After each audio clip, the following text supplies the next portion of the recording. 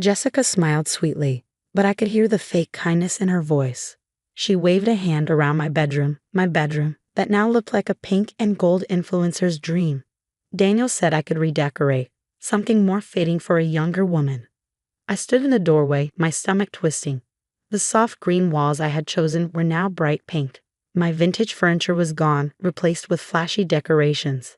Even my family photos had been removed, replaced by Jessica's selfies. "You've been busy," I said calmly, "but I don't remember giving you permission to change my bedroom." Jessica smirked and stretched out on my bed, now covered in a glittery comforter. "Oh honey," she said smugly, "Daniel said you'd be moving to the guest room. We need the space, especially with the baby coming." I froze, but then I saw the look in her eyes. She was lying, trying to take over. I had seen women like her before. "The baby?" I asked, watching her carefully. "Well," she hesitated, "we're trying. Daniel wants to start fresh, with someone who can actually give him a family." That was a low blow. She knew about my struggles. Daniel must have told her. The pain hit me, but I pushed it aside. I had more important things to deal with. "Interesting," I said, walking to the bookshelf. My books were gone, replaced by her makeup and social media awards. "Daniel loves what I've done. We're thinking of redoing the whole house. Something more modern, less old." She gave me a fake sympathetic look. I was 37, hardly old. But to her, at 23, I probably seemed ancient. She kept bragging. "We're even making a TikTok room. Daniel supports my influencer career, unlike someone who was too busy with real estate." I smiled. My boring real estate job had taught me a lot, especially about contracts, property, and ownership. "That's quite a plan," I said, stepping into the bathroom. Even here, Jessica had covered everything in pink crystals and makeup. Jessica leaned against the door. "Daniel says this is my house now. No need for divorce papers or splitting property. You should just leave quietly." I turned to her, meeting her gaze. She really thought she had won. "Actually," I said, pulling out a folder from my bag, "we need to talk about something important." Jessica frowned. "What's that?" "The property deed," I said, placing the papers on the counter. She grabbed them, her nails tapping against the pages. "I don't understand. Daniel said the house was in his name." "Daniel says a lot of things," I replied. "But 2 years ago, when he was too busy to read what he was signing, he transferred the house to me. This house is mine." Her face turned pale. But he said." "I'm sure he told you a lot." I continued, pulling out my phone. "Like how he was separated, that I was cold and heartless." "Did he also mention the private investigator I hired 6 months ago?" Her eyes widened. "What? Or the hidden cameras?" I swiped through photos. "The ones that caught you sneaking in, trying on my clothes." That's not," she stammered, stepping back. "And I bet he didn't tell you about his grandmother's trust fund, the one that says if he cheats, he loses everything." I smiled. "That fund is worth way more than his medical practice." Jessica sank onto the bed, her confidence fading. "He said you'd just leave," she whispered. I picked up my papers. "Well, here's what's actually going to happen." The next morning, I sat in my lawyer's office watching Jessica's latest TikTok livestream on my phone. She was tearfully explaining to her followers how she'd been deceived and manipulated by an older man who promised her the world. Funny how quickly her story changed when she realized she wasn't getting my house.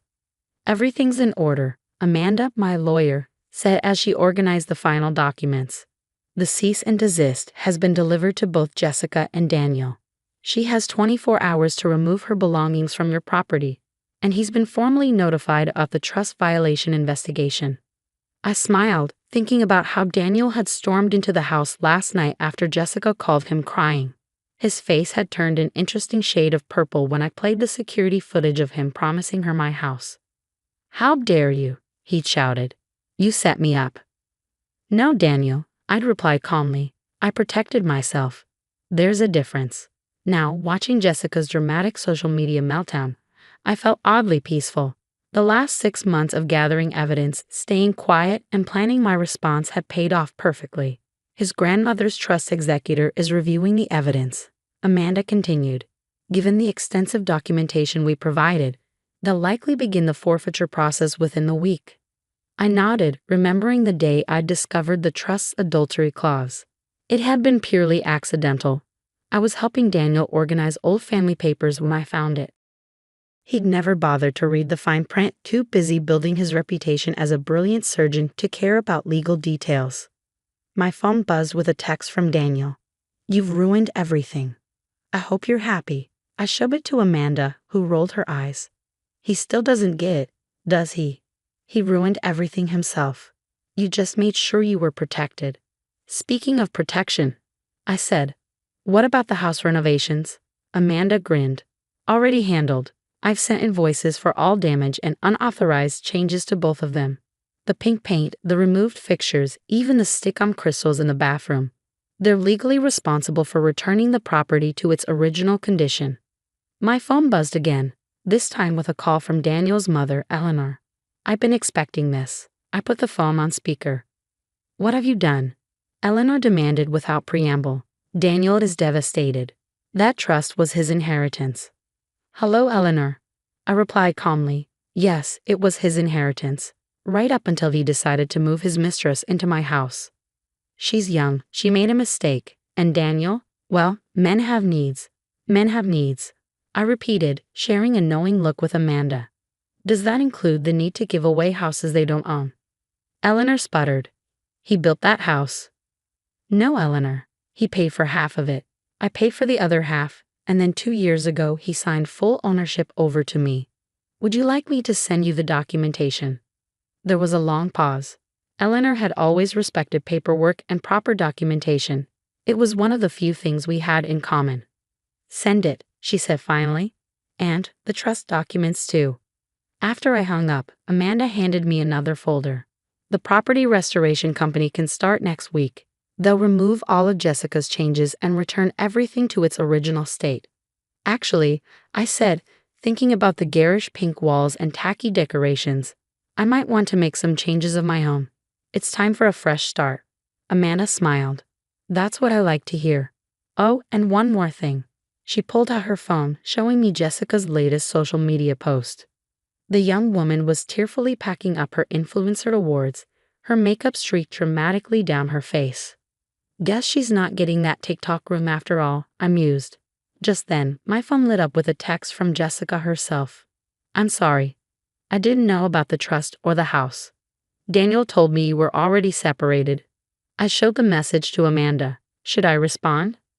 "Actually," Amanda said, using my favorite word of the week, "I have a better idea." I raised an eyebrow, intrigued. Amanda had been my lawyer for 5 years, and she'd never steered me wrong. "The trust executor wants to interview everyone involved," she explained, "including Jessica. Maybe it's time she learned exactly what else Daniel has been hiding."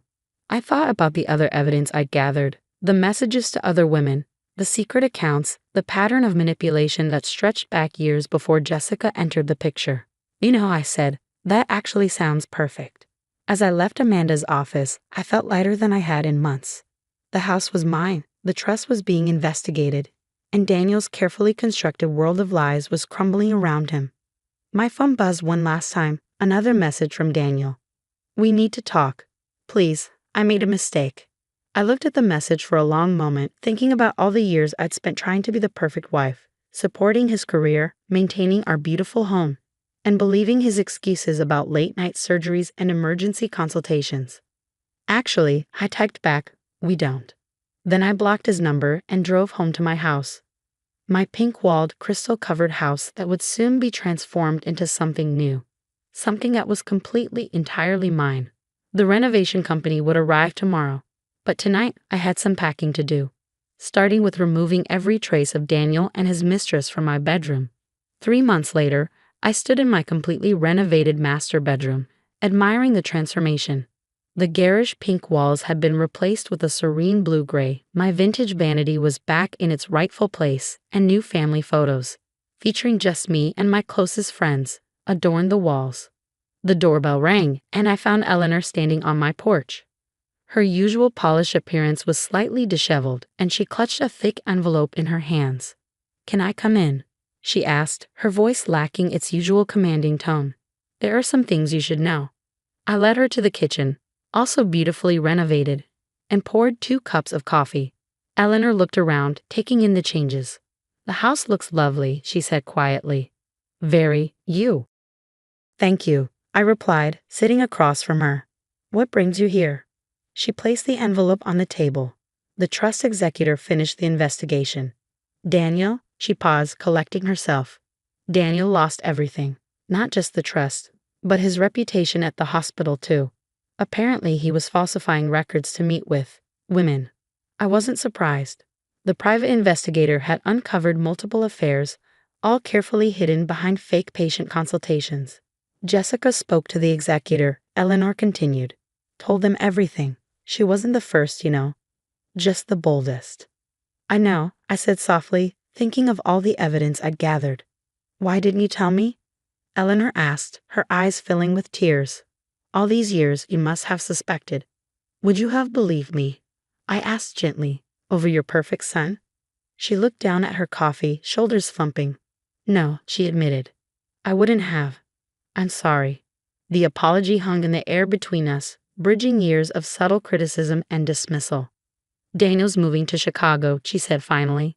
"The only hospital that would hire him after everything." Jessica's social media posts about being manipulated by a prominent doctor went viral. His colleagues saw them. I tried to feel something, satisfaction, maybe, or vindication.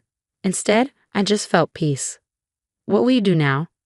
Eleanor asked, looking around at my renovated home. "Actually," I said, smiling at my favorite word, "I'm starting a consulting firm, helping women protect their assets and document suspicious behavior. Turns out there's quite a demand." Eleanor nodded slowly. "Yes, I suppose there would be." She stood up, straightening her jacket. "I should go, but could I come by next week? Maybe help you hang some new pictures?" I thought about it for a moment. Eleanor had never been the warmest mother-in-law, but she was trying now. Maybe that deserved something. "I'd like that," I said. After she left, I walked through my house, my beautifully renovated, peaceful house. The TikTok room was now a home office where I met with clients, helping them gather evidence and protect themselves just as I had done. My phone buzzed with a text from Amanda. "Just saw Daniel's mistress's new video. She's warning women about manipulative older men and promoting a legal advice podcast. Guess she learned something after all." I smiled, remembering Jessica's face when she learned the full truth about Daniel. She'd been a pawn in his game just like I had been once. The difference was I learned to play the game better. Another text came through, this time from a potential client. "I found lipstick on my husband's collar. Can you help me?" Actually, I typed back, "That's exactly what I do." Later that evening, as I got ready for bed in my beautiful restored master bathroom, I caught my reflection in the mirror. I looked younger, somehow lighter. The weight of Daniel's lies and Jessica's invasion had lifted, leaving me stronger and wiser. My phone lit up one last time, an email from Daniel's new hospital in Chicago. "Regarding your documentation of Dr. Daniel Mitchell's misconduct." I smiled, marking it as read without opening it. Daniel's new life wasn't my concern anymore. I had my own life to focus on, my own success to build. As I climbed into my bed, now covered in elegant charcoal gray linens instead of tacky sequins, I thought about how different things were from that day 3 months ago when I found Jessica redecorating my bedroom. She had thought she was claiming her territory, marking her place in my life. Instead, she had given me the push I needed to reclaim everything: my home, my peace, and my future. Actually, I whispered to myself, smiling at the word that had started it all. This is exactly where I'm supposed to be. And for the first time in years, that was completely, undeniably true. The end